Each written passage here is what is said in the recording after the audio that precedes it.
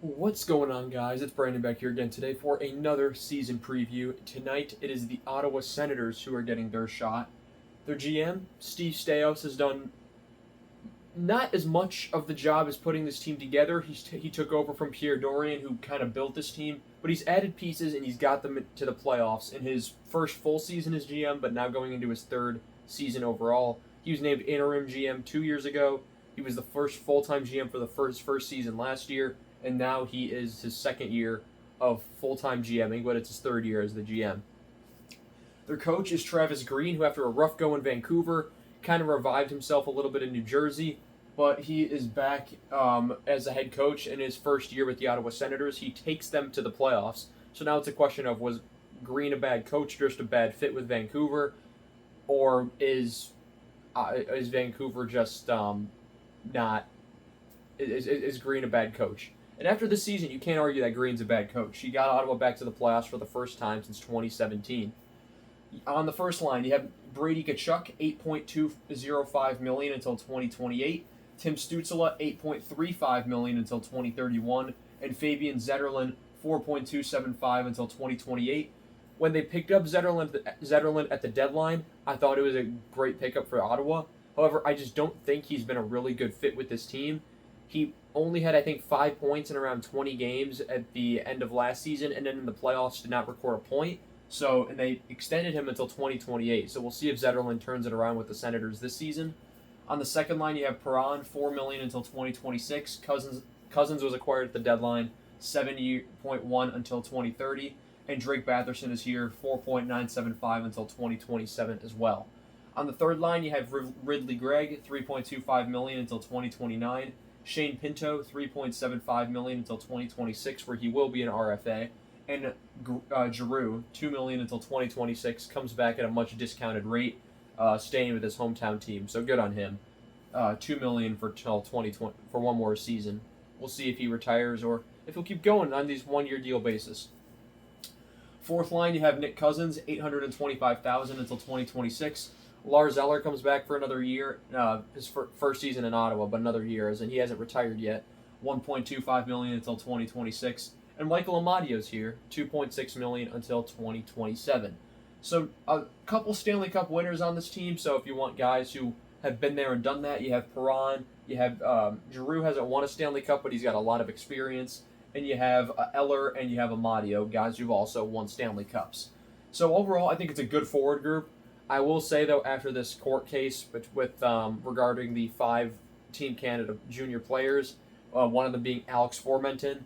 If Formenton was where Perron was, let's say Perron was where Cousins was in more of a depth role, I think this would be a very electric team going into next season overall. It's still a very good team that I think should stay in the playoffs, but it would just be that little bit better.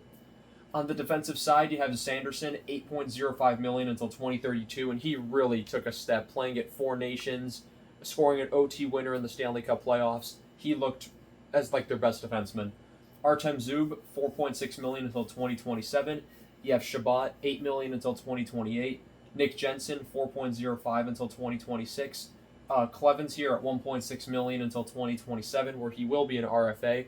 And then they traded for Jordan Spence, who I'm not sure why LA traded, $1.5 million until 2026, where he will also be an RFA. So you got some guys here who are going to be RFAs: Pinto, Clevens, Spence. And we have Kaliev up here, and as well as Yakemchuk, who are going to be important pieces to look at. If you look at the depth on this team, forward-wise, you have McEwen, you have Kaliev, who they signed, who's an RFA in 26. They got Yannick signed. He was an RFA. He's all signed. On the defensive side, you have Montepallo, who really could fit in anywhere in this lineup. He looked fine in the playoffs last season. You have Crotty, who they just re-signed.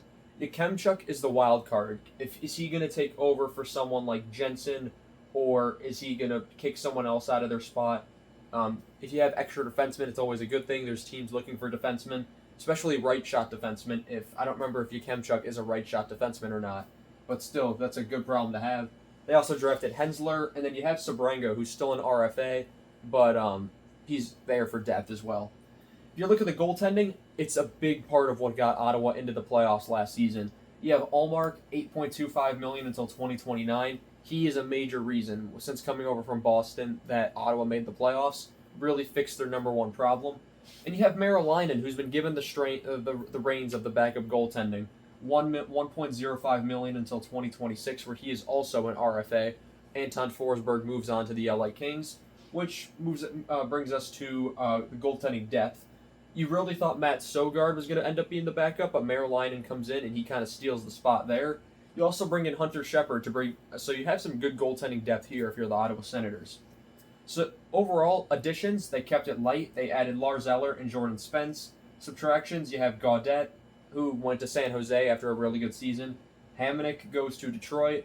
Highmore signs with the Islanders, and Anton Forsberg goes to the LA Kings.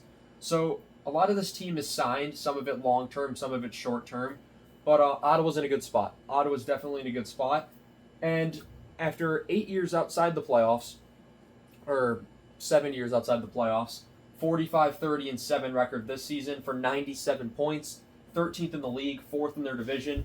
It's going to be up to them to be able to stay above the playoff line because you're going to have your big three in Toronto, Tampa, Florida. I feel like I've said this a million times with the Atlantic Division. But you have your big three. You have Montreal, Detroit, and Buffalo you have to watch out for. Jeez. I heard a noise that scared the hell out of me. And you also have Boston, who shouldn't be contending for a playoff spot, but if they do by chance have a bounce back, you also need to be prepared for them. It is the hardest division in the NHL after all. So I want you guys to comment down below. Do you think Ottawa has a better season? Do they hit the 100-point mark? Do they go farther in the playoffs? Because they do end up losing to the Leafs for the fifth consecutive time in their history in 6 games. They were down 3-0. They come back to 3-2, but they do lose that game 6. Do you think they can get further than that in the playoffs? I think they definitely can. I think this has the makings of a really good, solid core going forward with Tkachuk, Stützle, Batherson, Cousins, Gregg, Pinto, and although Perron, Giroux, they're more at the end of their careers, there are guys here who can step into that lineup. I'm looking at guys who they should be drafting. I think they could use another forward to draft in the upcoming seasons. Anyway, guys, I want to thank you all so much for watching this video, and I shall see you guys in the next one. Have a good one.